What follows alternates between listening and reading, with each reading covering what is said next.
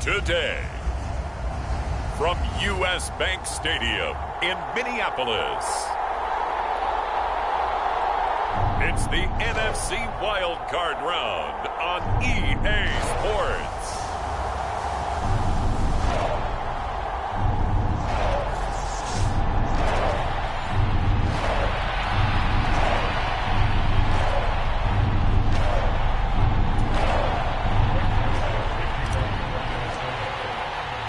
Winner go home is the mantra, and off we go. We're underway in this NFC wildcard game. And here comes a return from just beyond the goal line. And he'll get it up past the 20 to about the 22.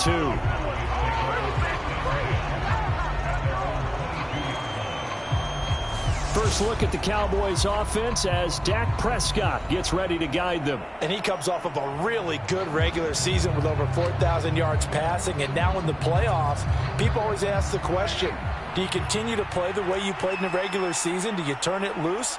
Or do you tone it down a little bit? I think you've got to be smart, but make sure you show the defense something they haven't seen before. So much about defending the pass is being able to be right there at the moment the ball gets to the receiver, and he was right in his hip pocket, helping force that incompletion. So after the incompletion on first, now 2nd and 10. Now Prescott. He's got his 6'5" receiver. That's Tim Patrick. They get 7 out of that, so they're left with a 3rd and 3. Coming up here looking for 3 yards to pick up the first.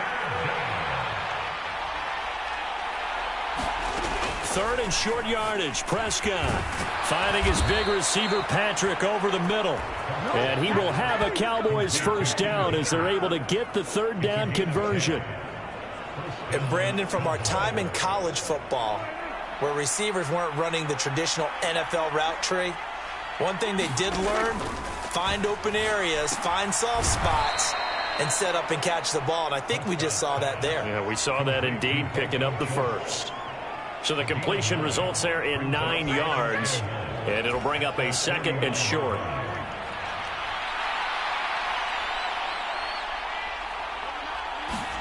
Prescott yet again. Got an open man. It's Michael Gallup. And he's got to be out of bounds, but not before he takes it inside the 40. His first catch of this wild card game, and it's good for a first down. And the pocket's been protected pretty good here so far on the opening drive. We always talk about confidence in runners and catchers and quarterbacks. How about the protection detail? They're not allowing anyone near the guy throwing the football. And this one's going to go the wrong way. Losing yardage back at the 42. 2 yards the loss, 2nd and 12.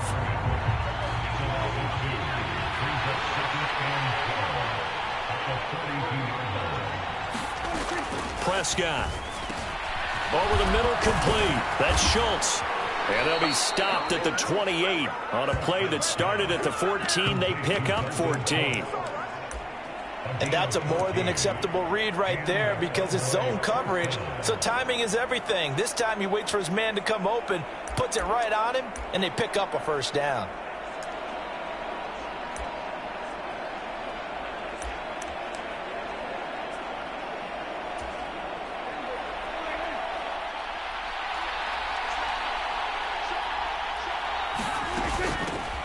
Now the first carry for Ezekiel Elliott. And he'll be taken down just shy of the red zone at the 21. A solid run on first down. Gain of 7 leaves him with a 2nd and 3. On play action, Prescott. And he finds his target. It's Schultz. And they've got this down to about the 12-yard line. Well, that's not just his first, not his second, already his 3rd completion here on the opening drive. And I think it's safe to say that getting him the ball in this game, one of their top priorities. And the top priority for the defense has got to be finding ways to cover him. And I don't think you can have one basic coverage to get it done. You have to throw a number of coverages at him, make him think as he's running downfield, and hope you can create a little bit of havoc.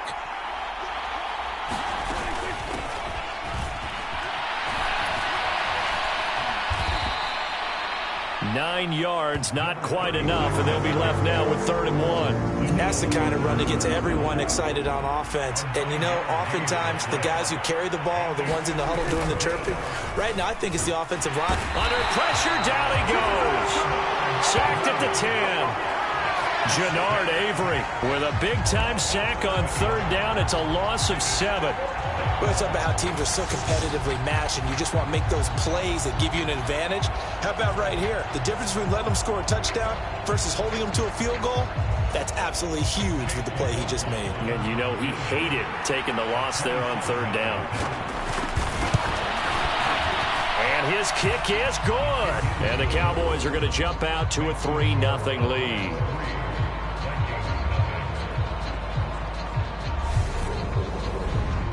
Not the touchdown they wanted, but hey, you're on the road in the playoffs. They did get 3 on the board. Yeah, it's a good opening drive, so you feel good about it yourself. You get to the sidelines, the defense feels good about you helping them right out of the gate.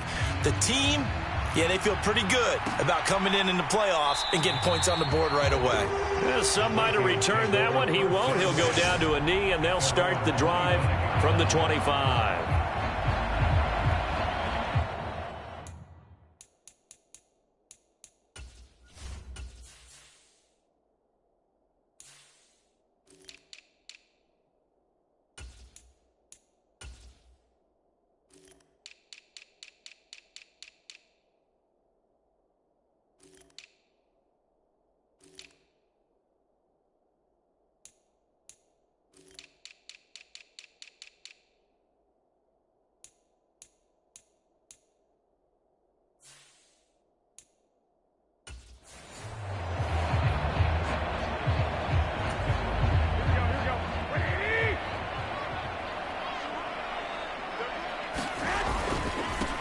First play's a run with Nwangu. He fights forward for a modest 2-yard gain, 2nd down.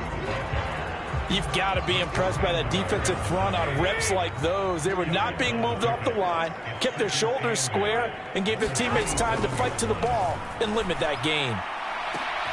Now a nice throw here right side. He hauls it in.